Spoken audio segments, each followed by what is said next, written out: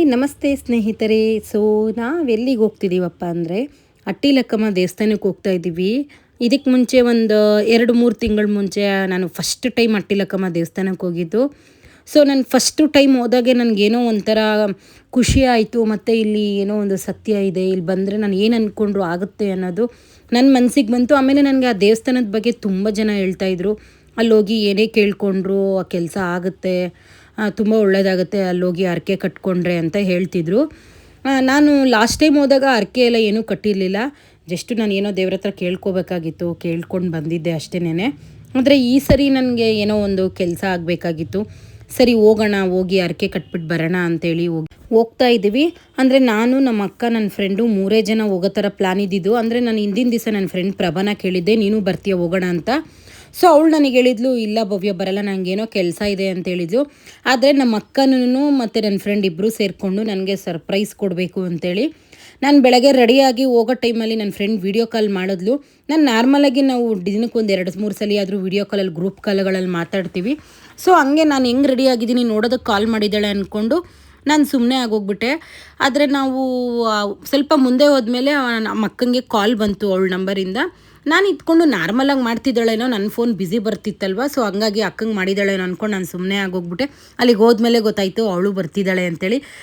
ನಮ್ಮ ಅಕ್ಕನೂ ನನ್ನ ಫ್ರೆಂಡ್ ಇಬ್ಬರೂ ಸೇರಿ ಪ್ಲ್ಯಾನ್ ಮಾಡಿ ನನಗೆ ಸರ್ಪ್ರೈಸ್ ಕೊಡಬೇಕು ಅಂತ ಈ ಥರ ಮಾಡಿದರು. ನನಗೆ ಈ ಒಂದು ಸರ್ಪ್ರೈಸ್ ತುಂಬ ಖುಷಿ ಆಯಿತು. ಯಾಕಂದರೆ ಈಗ ಅವಳು ಬರೋದೇ ಇಲ್ಲ ಅಂತ ಅಂದ್ಕೊಂಡಿದ್ದು, ಸಡನ್ನಾಗಿ ಅವಳು ನಮಗೆ ಸಿಕ್ಕಿದಾಗ ಅದೊಂಥರ ಖುಷಿ ಆಯಿತು. ಸ್ವಲ್ಪ ಮುಂದಕ್ಕೆ ಬರ್ತಿದ್ದಂಗೆ ಸರಿ ಸೌತೆಕಾಯಿ ತೊಗೊಳ್ಳೋಣ ತಿನ್ನೋಣ ಅಂಥೇಳಿ ಸೌತೆಕಾಯಿ ಹತ್ರ ನಿಲ್ಲಿಸಿದ್ವಿ. ಈಗ ನಾವು ನಾರ್ಮಲಲ್ಲಿ ಮನೇಲಾದರೆ ಏನು ಮಾಡ್ತೀವಿ, ಚಿಕನ್ನು ಮಟನ್ ಮಾಡಿದಾಗ, ಇಲ್ಲಾಂದರೆ ನಾನು ಸೌತೆಕಾಯಿ 1-2 ಪೀಸ್ ಆದರೂ ತಿಂತೀನಿ. ಅಂದರೆ ನಾರ್ಮಲಾಗಿ ನಮ್ಮಮ್ಮ ಕುಯ್ದು ಕೊಡ್ತಾರೆ ಊಟಕ್ಕೆ. ಈ ಥರ ಎಲ್ಲ ಮಸಾಲೆ ಎಲ್ಲ ಹಾಕಿ ಕೊಡಲ್ಲ ಅಲ್ವಾ.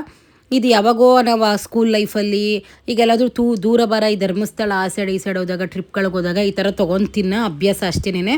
ನಾರ್ಮಲಾಗಿ ನಾನು ಯಾವಾಗೂ ಈ ಥರ ಎಲ್ಲ ತೊಗೊಂಡು ತಿನ್ನಲ್ಲ. ನಮ್ಮ ಅಕ್ಕ ಅಂತಿದ್ರು, ನಾವು ಸಾಮಾನ್ಯವಾಗಿ ಈ ರೋಡಲ್ಲಿ ಹೋಗ್ಬೇಕಾರೆ ಇಲ್ಲಿ ತೊಗೊಂಡು ತಿಂತೀವಿ, ಚೆನ್ನಾಗಿರುತ್ತೆ ಕಣಮ್ಮ, ತೊಗೊಳ್ಳೋಣ ಅಂತೇಳಿದ್ರು. ಹೌದು, ಅವರು ಅದೇನೋ ನಿಂಬೆಹಣ್ಣು ಮತ್ತು ಮೆಣಸಿನ್ಕಾಯಿ, ಕೊತ್ತಂಬರಿ ಹಾಕಿ ರುಬ್ಬಿಕ್ಕಿರೋ ಖಾರ ಎಲ್ಲ ಹಾಕಿ ಮಸಾಲೆ ಮಾಡಿ ಕೊಟ್ಟರು ಸೌತೆಕಾಯಿ. ಇದೇನು ಮಹಾ ದೊಡ್ಡದೇನಲ್ಲ, ನಮ್ಮ ಮನೇಲೂ ಮಾಡ್ಕೊಂಡು ತಿನ್ಬೋದು. ಅದೇ ನಮಿಗಳಿಗೆ ಮೈ ಭಾರ, ಯಾರೋ ಮಾಡಿಕೊಟ್ರೆ ತಿನ್ಬಿಡೋಣ ಅನ್ನೋ ಥರ ಯೋಚನೆ ಮಾಡ್ತೀವಿ. ದೇವಸ್ಥಾನ ಹತ್ರ ಹೋಗ್ತಿದ್ದಂಗೆ ನನ್ನ ಫ್ರೆಂಡು, ಯಾಕೋ ಗೊತ್ತಿಲ್ಲ ನಂಗೆ ಜಡೆ ಹಾಕ್ಬಿಡೆ, ನಂಗೆ ಯಾಕೋ ಕೂದಲು ಇರಿಟೇಷನ್ ಆಗ್ತಿದೆ ಅಂತನ್ಲು. ಸರಿ ಅಂತೇಳಿ ಅವಳಿಗೆ ಜಡೆ ಹಾಕಿ ನಾವು ಪೂಜೆ ಸಾಮಾನು, ನಾನೇನು ಪೂಜೆ ಮಾಡಿಸೋ ಥರ ಏನಿರಲಿಲ್ಲ, ನಮ್ಮ ಅಕ್ಕನೂ ನನ್ನ ಫ್ರೆಂಡು ಪೂಜೆ ಮಾಡಿಸಿದ್ರು.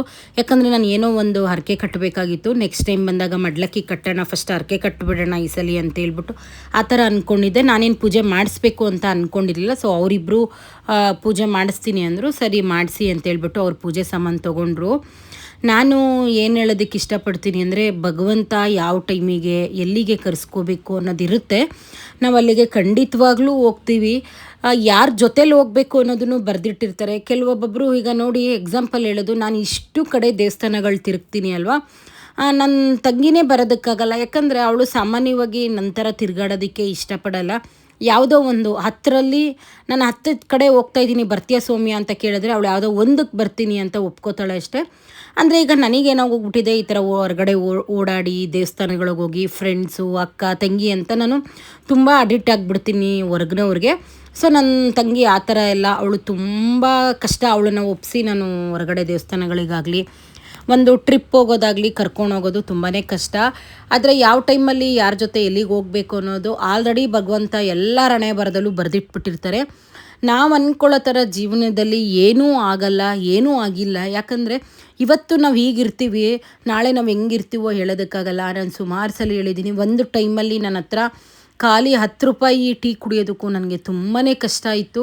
ಆ ಥರ ಎಲ್ಲ ಒಂದು ದಿನಗಳನ್ನ ನೋಡಿಕೊಂಡು ಇವತ್ತು ಏನೋ ಭಗವಂತನ ದಯೆಯಿಂದ ನಾನು ತುಂಬ ಚೆನ್ನಾಗಿದ್ದೀನಿ ಅಂತ ಹೇಳ್ಕೊಳ್ಳಲ್ಲ. ಯಾಕಂದರೆ ತುಂಬ ಚೆನ್ನಾಗಿದ್ದೀನಿ ಅಂತ ಹೇಳ್ಕೊಂಡ್ರು 4 ಜನದ ಕಣ್ಣು ಬಿದ್ದುಬಿಡುತ್ತೆ, ಭಗವಂತ ಕೂಡ ಮೆಚ್ಚಲ್ಲ. ನನಗೂ ಬೇಕಾದಷ್ಟು ಕಷ್ಟಗಳಿದೆ, ಇಲ್ಲ ಅಂತ ನಾನು ಹೇಳಲ್ಲ. ಆದರೆ ಇರೋದ್ರಲ್ಲಿ ಈಗ ದೇವರು ನನಗೆ 100 ರೂಪಾಯಿ ಕೊಟ್ಟಿಲ್ಲ, 50 ರೂಪಾಯಿ ಕೊಟ್ಟಿದ್ದಾರೆ. ಆ ಒಂದು 50 ರೂಪಾಯಲ್ಲೇ ನಾನು ತುಂಬ ಖುಷಿಯಾಗಿದ್ದೀನಿ. ನಾನು ಯಾವತ್ತೂ ಕೂಡ ನನ್ನ ಹತ್ರ ದುಡ್ಡಿದೆ, ಇಲ್ಲಾಂದರೆ ನನ್ನ ಹತ್ರ ಒಡವೆ ಇದೆ, ಇಲ್ಲ ನಾನೇನೋ ಒಂದು ಒಳ್ಳೆ ಸೀರೆ ಉಡ್ತೀನಿ, ಇವ್ರ ಹತ್ರ ಇಲ್ಲ ಅವ್ರ ಹತ್ರ ನನ್ನ ಹತ್ರ ದುರಾಂಕಾರ ಪಡೋದೇ ಇಲ್ಲ.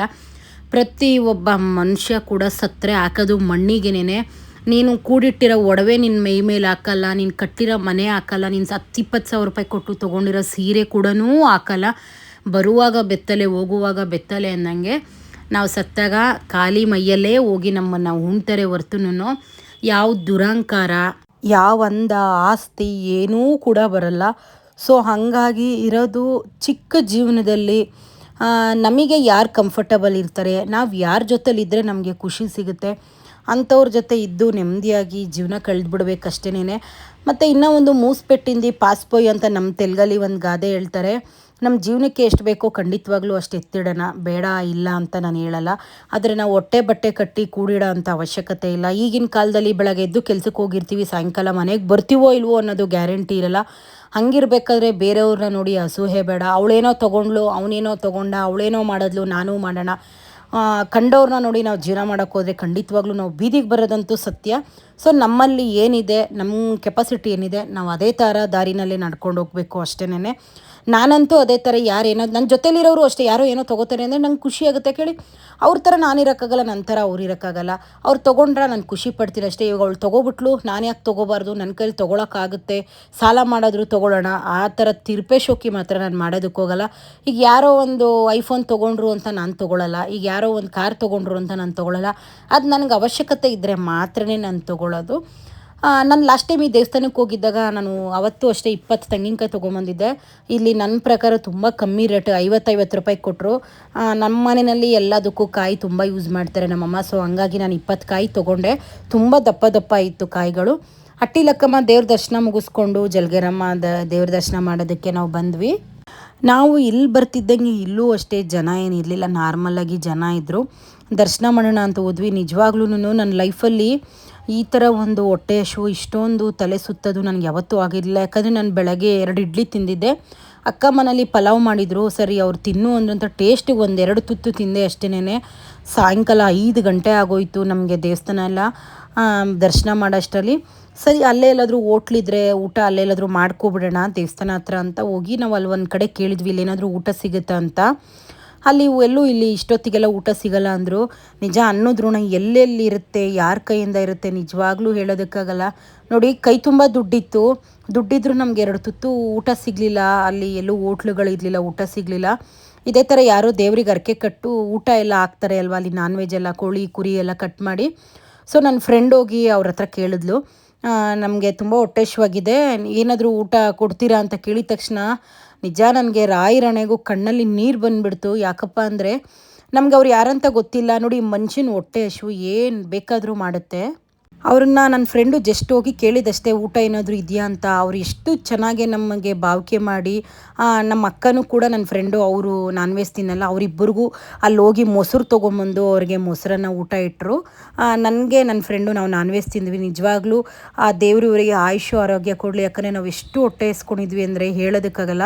ನಮ್ಗೆ ಹೊಟ್ಟೆ ತುಂಬ ಊಟ ಕೊಟ್ಟರು. ಸೊ ನಾನು ಬೆಳಗ್ಗೆ ನಮ್ಮ ಅಕ್ಕಗೆ ಹೇಳಿದ್ದೆ, ಅಕ್ಕ ಇವತ್ತು ನನಗೆ ಯಾಕೋ ನನ್ನ ಮನಸ್ಸಿಗೆ ಅನ್ನಿಸ್ತಿದೆ, ಇವತ್ತು ಜಲಗೇರಮ್ಮ ದೇವಸ್ಥಾನದಲ್ಲಿ ನಮಗೊಂದು ಸ್ವಲ್ಪನಾದರೂ ಪ್ರಸಾದ ಸಿಗುತ್ತೆ ಅಂತ ನನ್ನ ಮನಸ್ಸಿಗೆ ಅನ್ನಿಸ್ತಿದೆ ಅಕ್ಕ ಅಂತ ನಾನು ಜಸ್ಟ್ ನಾರ್ಮಲಾಗಿ ಹೇಳಿದ್ದೆ. ನಿಜ ನೋಡಿ, ಋಣ ಎಲ್ಲೆಲ್ಲಿರುತ್ತೆ. ನನಗೆ ಸೀರಿಯಸ್ಸಾಗಿ ಆ ಆಂಟಿನ ನಾನು ಗಟ್ಟಿಯಾಗಿ ತಪ್ಕೊಂಡು ಹೇಳ್ದೆ, ಆಂಟಿ ನಮಗೆ ತುಂಬ ಹೊಟ್ಟೆ ಹಸಿವಾಗಿತ್ತು ಆಂಟಿ, ನೀವು ಎಷ್ಟು ಚೆನ್ನಾಗಿ ನಮಗೆ ಹೊಟ್ಟೆ ತುಂಬ ಊಟ ಇಟ್ರಿ, ನಮಗೆ ತುಂಬ ಖುಷಿ ಆಯಿತು. ಮನುಷ್ಯನ ಹತ್ರ ಎಷ್ಟೇ ದುಡ್ಡು ಆಸ್ತಿ ಅಂತಸ್ತು ಏನೇ ಇದ್ದರೂ ಕೂಡ ಹೊಟ್ಟೆ ಹಸಿವಿಗೆ ನಾವು ಅನ್ನನೇ ತಿನ್ನಬೇಕು. ಚಿನ್ನ ತಿನ್ನೋಕ್ಕಾಗಲ್ಲ, ಮನೆ ತಿನ್ನೋಕ್ಕಾಗಲ್ಲ ಅಲ್ವಾ. ಈಗ ನೋಡಿ, ನಮ್ಮ ಹತ್ರ ಕೈ ತುಂಬ ದುಡ್ಡಿದ್ರೂ ಕೂಡ ನಮ್ಗೆ ಅಲ್ಲೆಲ್ಲೂ ಹೋಟೆಲ್ಗಳು ಸಿಗಲಿಲ್ಲ, ಊಟ ಇಲ್ಲದೆ ಹೊಟ್ಟೆ ಹಸ್ಕೊಂಡಿದ್ರಿ. ಅದಕ್ಕೆ ನೋಡಿ, ದೇವರು ಯಾರ್ದೋ ಒಂದು ರೂಪದಲ್ಲಿ ನಮಗೆ ಹೊಟ್ಟೆ ತುಂಬ ಊಟ ಸಿಗೋ ಥರ ನಮ್ಮಮ್ಮ ತಾಯಿ ಮಾಡಿದ್ರು. ಸೊ ನಿಮಗೆಲ್ಲ ಈ ವಿಡಿಯೋ ಇಷ್ಟ ಆಗುತ್ತೆ ಅನ್ಕೋತೀನಿ. ಇಷ್ಟ ಇದ್ದರೆ ಸಪೋರ್ಟ್ ಮಾಡಿ. Thank you. ಈ ಆಂಟಿಗೂ ಕೂಡ ನಾನು ಮನಸ್ಪೂರ್ವಕವಾಗಿ ಥ್ಯಾಂಕ್ಸ್ ಹೇಳ್ತೀನಿ. ಯಾಕಂದರೆ ಒಂದು ಚೂರು ಬೇಜಾರು ಮಾಡ್ಕೊಂಡೆ, ನಮ್ಗೆ ಎಷ್ಟು ಚೆನ್ನಾಗಿ ಅವರು ಭಾವಿಕೆ ಮಾಡೋದಂದರೆ ಈಗಲೂ ನನ್ನ ಕಣ್ಣಲ್ಲೇ ಅದಿದೆ. Thank you so much aunty.